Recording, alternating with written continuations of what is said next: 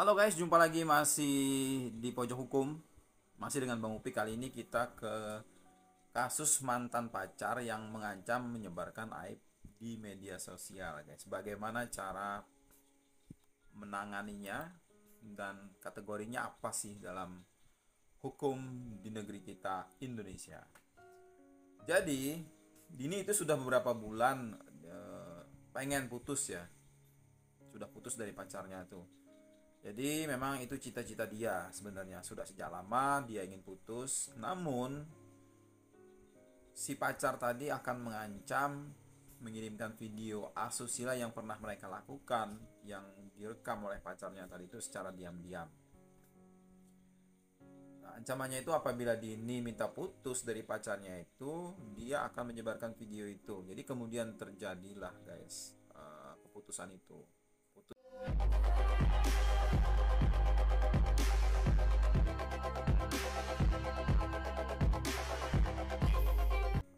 Keputusan itu putuslah mereka. Kemudian pacarnya itu sering chat ya, sering ngirim pesan, akan mengancam menyebarkan video mereka yang sedang mantap-mantap itu.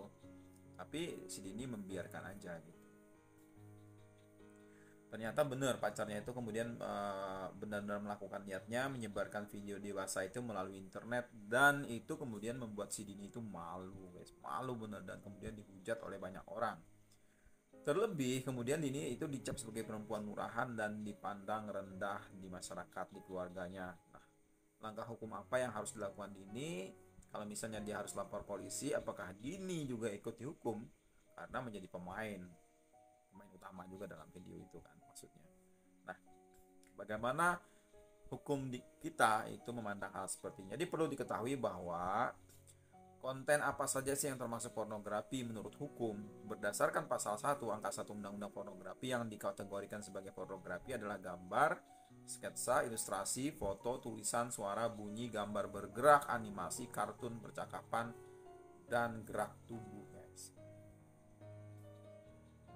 Atau bentuk pesan lain melalui berbagai bentuk media komunikasi ya, dan atau pertunjukan di muka umum misalnya, yang itu bisa memuat kecabulan atau eksploitasi seksual ya, yang melanggar norma kesusilaan dalam masyarakat kita.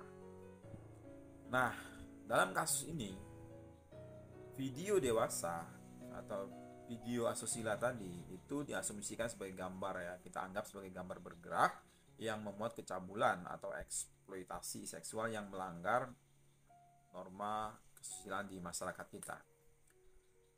So, kemudian sebagai informasi juga, tindakan seseorang yang mengancam menyebarkan video dewasa mereka ya, video asusila, itu termasuk ke dalam salah satu bentuk kekerasan berbasis gender guys, ya, berbasis gender online atau KBGO.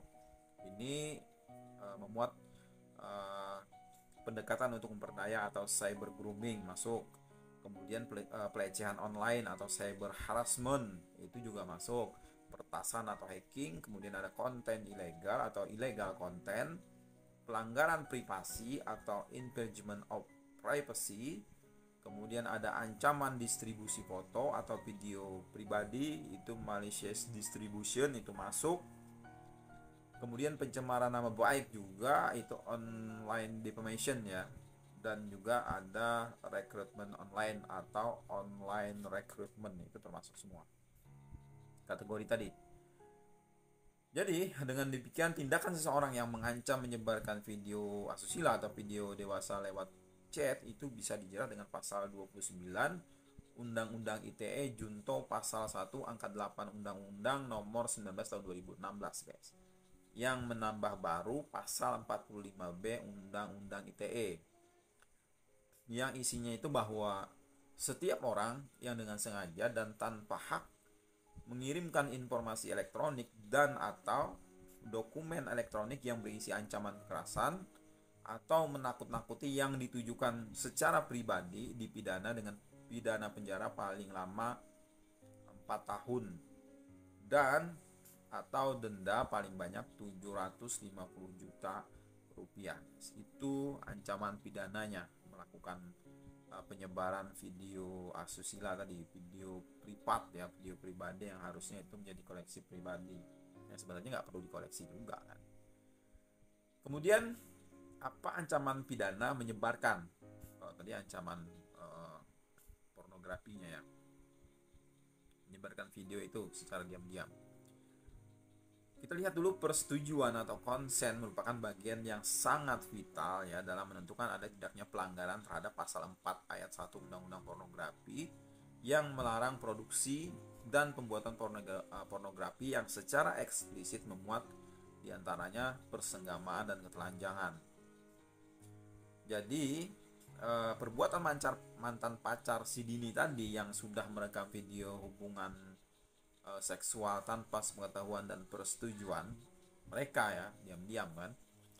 Terus kemudian dengan sengaja menyebarkan video asusila itu bisa dijerat dengan pasal 29 Undang-Undang Pornografi yang bunyinya itu setiap orang yang memproduksi, memuat, memperbanyak, menggandakan, menyebarluaskan, menyiarkan, mengimpor, mengekspor, menawarkan, memperjualbelikan, menyewakan atau menyediakan pornografi sebagaimana dimaksud dalam pasal 4 ya, ayat 1 itu dipidana dengan pidana penjara paling singkat 6 bulan dan paling lama 12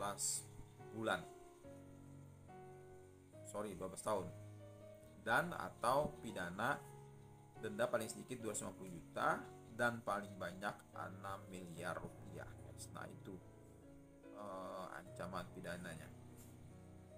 Nah ini kita bisa buat berlapis ya.